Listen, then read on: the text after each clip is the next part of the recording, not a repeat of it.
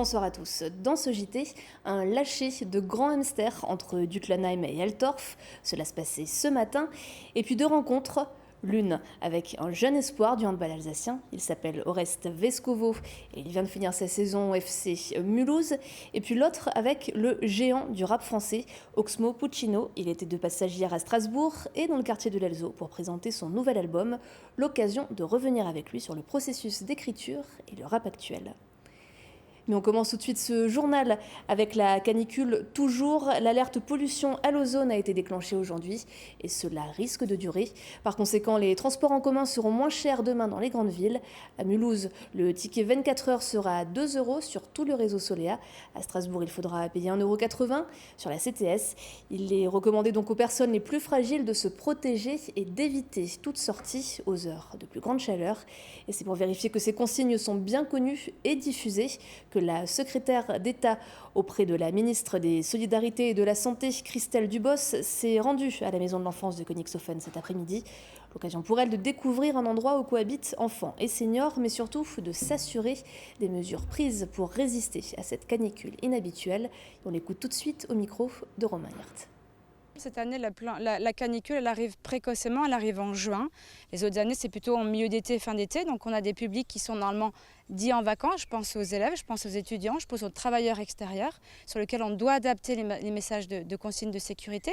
Et puis, comme elle va être précoce, nous allons avoir un sentiment de chaleur très inconfortable avec un taux d'humidité important, donc un ressenti de température au-delà de 45 degrés. Donc il faut aussi prévenir les Français en disant ça va être compliqué aussi à gérer, à supporter, donc il faut adapter son comportement. On voit bien l'année dernière aussi que suite aux canicules, il y a eu une recrudescence malheureuse de noyades et de décès suite aux noyades, donc on doit prévenir des risques éventuels, que ce soit pour les enfants, mais pas que pour les enfants, sur des baignades qui ont souvent lieu dans des endroits qui ne sont pas surveillés, avec des chocs de température importants entre l'extérieur et l'eau qui peut être très fraîche, et donc nous devons aussi prévenir de cela. Et dans le reste de l'actualité, un lâcher de 60 grands hamsters a eu lieu ce matin entre Ducklenheim et Altorf. Des rongeurs élevés par l'association Sauvegarde Faune Sauvage de Jungholz dans le Haut-Rhin. Une opération liée aux travaux du grand contournement ouest de Strasbourg. Mathieu Chanvillard et Gilles Kuntz. Plus que quelques secondes et il sera libre. Pour l'accueillir, son terrier a déjà été creusé et son champ de blé est protégé par une clôture électrique pour écarter les prédateurs. Du sur-mesure pour ce petit rongeur menacé. Donc là, le blé, vous voyez, il est haut et du coup, les buses vont avoir du mal. Les buses qui sont un prédateur du hamster vont avoir du mal à atteindre, du coup les hamsters qui peuvent se cacher. Et puis ça sert de réserve de grenier pour le hamster pour se nourrir. Ces lâchers de hamsters ont lieu depuis 2 ans sur différents sites du secteur. C'est l'entreprise Vinci qui construit non loin de là le contournement de Strasbourg, qui est tenu par l'État de mener ce projet en raison de l'impact des travaux sur l'habitat naturel du rongeur. Au total, plus de 1000 grands hamsters seront ainsi réintroduits. On relâche autant de mâles que de femelles et on alterne mâles et femelles dans le champ pour qu'ils puissent se reproduire. Au bout de la première année, ils se reproduisent. Ils font en moyenne 6 à 7 petits par portée et ils peuvent faire 3 portées par an. Un rythme effréné, mais plutôt bienvenu. En pleine nature, la durée de vie de l'animal n'est que de quelques années. Le succès de l'opération sera estimé grâce au comptage des terriers et aux puces placées sur les hamsters. Si la plupart des lycéens sont désormais en vacances, le repos ce n'est pas au programme pour tous. Un jeune handballeur du FC Mulhouse, Orest Vescovo, profite du mois de juin pour continuer à s'entraîner, car un nouveau challenge attend à la rentrée. Marine Zis l'a rencontré au centre sportif régional de Mulhouse lors d'un entraînement. La saison de handball est terminée depuis plusieurs semaines pour Orest Vescovo. Bilan de l'année, un titre de champion du Grand Est avec le FC Mulhouse et un titre de champion de France avec son équipe du Pôle Espoir. Mais pas question pour lui de se reposer, il continue de s'entraîner avec Mulhouse. Orest pense déjà à la saison prochaine puisqu'il rejoindra le club de Célestat où il évoluera en N2, la 4e division nationale. C'est quand même un honneur un peu, parce que j'étais à Mulhouse, etc. et je suis le premier qui va à Célestat. Du coup, ouais, c'est quand même bien. Et Célestat, ils sont en D2, Du coup, c'est du professionnel et après, ils peuvent monter en D1, ils jouent souvent les playoffs. Du coup, si je fais des bonnes saisons, je pourrais peut-être être appelé en D2 par exemple. Et du coup, là, ça pourrait m'ouvrir quelques portes. À tout juste 16 ans, l'ailier droit s'est fixé un objectif, devenir joueur professionnel. Et quoi de mieux que Célestat, le club formateur du gardien de but Thierry Omeyer, pour se lancer. Ça fait quand même réfléchir de se dire qu'il est parti de Célestat, du coup ça peut... Voilà, il a fini au PSG et meilleur gardien du monde. C'est régularité, exemplarité, etc. Genre il s'est donné, il a mis les moyens pour réussir et voilà, on voit où il est aujourd'hui. L'idée ce serait de faire un peu pareil quand même. Un peu pareil, suivre les traces. Des rêves, il en a plein la tête. Gagner des titres, jouer la Ligue des Champions et pourquoi pas porter le maillot de l'équipe de France.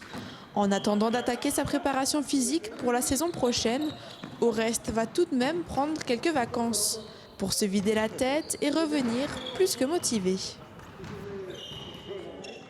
Si vous êtes des amateurs de football, vous suivez peut-être ces chroniques sur la chaîne beIN Sport. Geoffrey Woetzenlogel est alsacien, journaliste, spécialiste des statistiques et supporter du Racing Club de Strasbourg. Alors pas besoin de deviner très longtemps l'objet de son nouveau livre, il nous en parle au micro de Nora Borioa.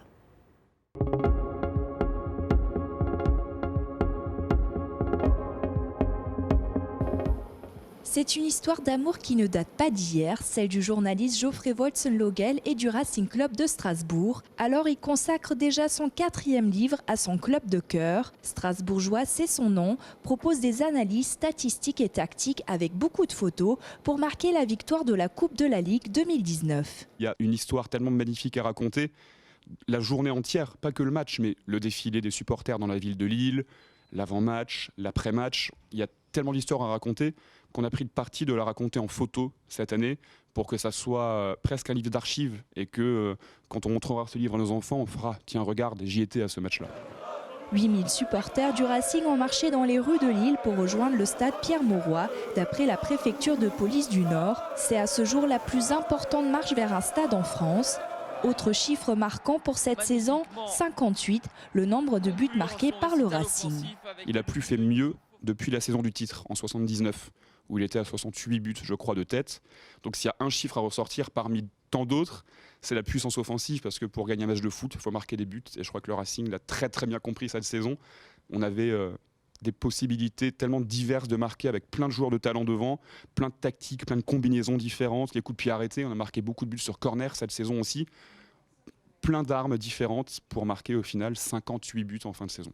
À travers ses 144 pages, Geoffrey Woetzenlogel détaille aussi les 4 victoires successives en Ligue 1, avec notamment aucune défaite contre Paris. Vous l'aurez compris, Strasbourgeois relate la formidable saison du club alsacien. RGDS, partenaire des Alsaciens qui s'engagent.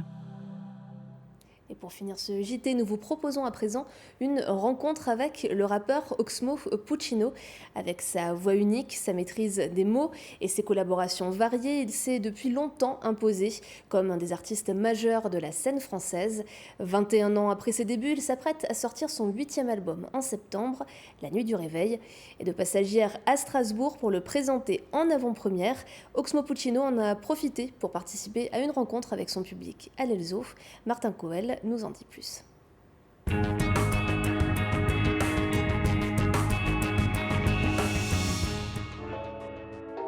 Ils peuvent pas me parler de rien, alors je ne sais qu'écouter, convaincu de faire le bien.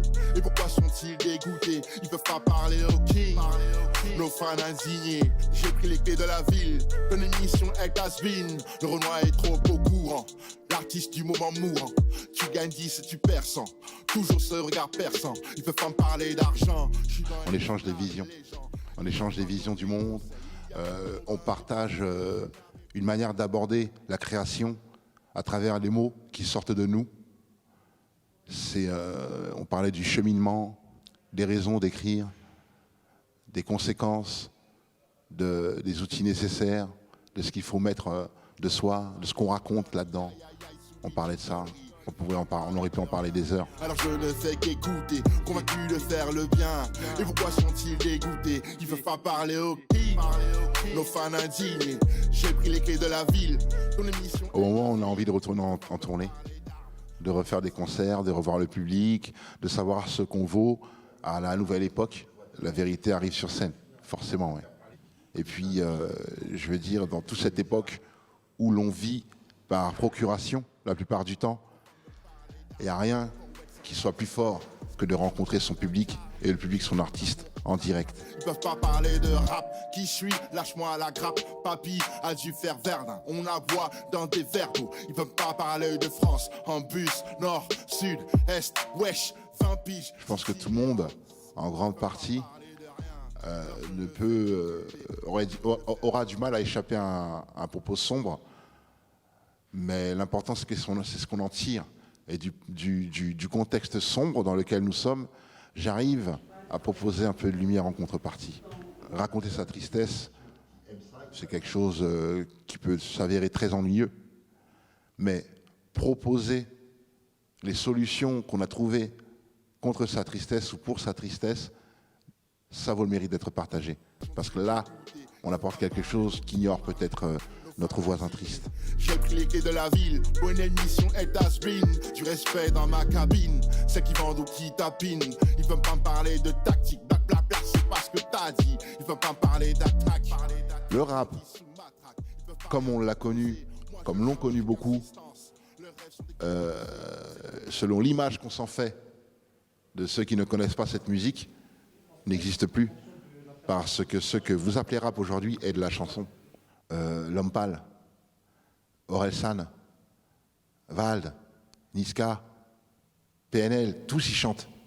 J'échappe pas tellement à la règle pour moi. Mon évolution, elle va du rappeur d'Opéra Puccino qui se retrouve à faire un disque avec Ibrahim Malouf, qui est invité par Eric Truffat l'année d'après, et qui se retrouve à tourner avec M. Puis je retourne faire un featuring avec Hamza. Et en fait, c'est ça ma vie, quoi. C'est ça ma vie.